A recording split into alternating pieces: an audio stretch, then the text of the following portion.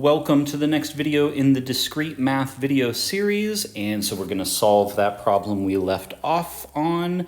And so the first thing to do is to make sure that we understand how to read the proposition. And so, right, with the tightest binding order, right, the strongest binding order on the negation, then this comes first.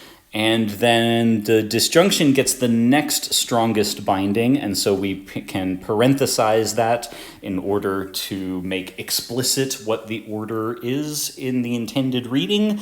And at that point, all ambiguity is gone, right? Like this thing needs no further parentheses for us to know exactly what the order of everything is.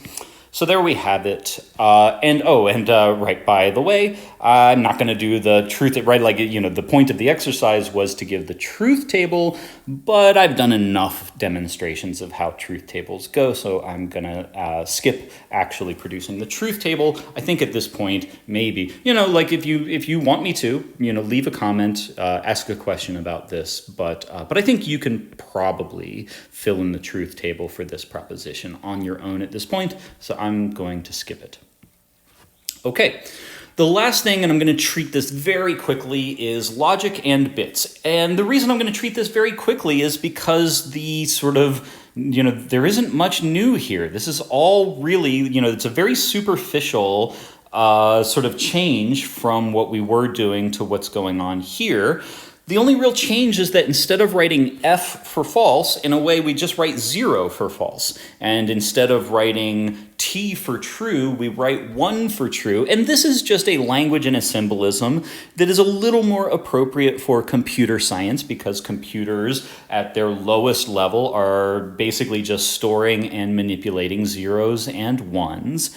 And so it's actually really a nice motivation for why logic matters, is that it has such a direct application in the hardware of computers, right? Not just to the logic of languages, but in fact, there's this sort of surprising and very valuable other way to apply the concepts of logic when you apply them to bits, and bits are, really just the same thing as true and false values.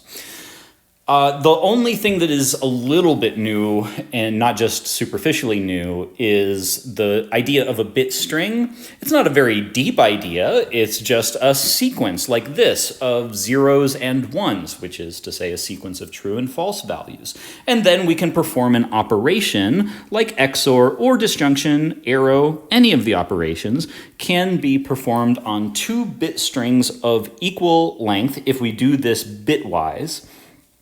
And by doing it bitwise, what we mean is you just take the 2 bits, right, in the aligning positions, and you perform the operation. So if you XOR 0 with 0, right, so remember that XOR says that if you've got 2 falses, right, if the 2 values match, then I return false, so it returns a 0 in that bit, okay? 0 and 0 means that this very last bit, the bit next to that one is also a 0.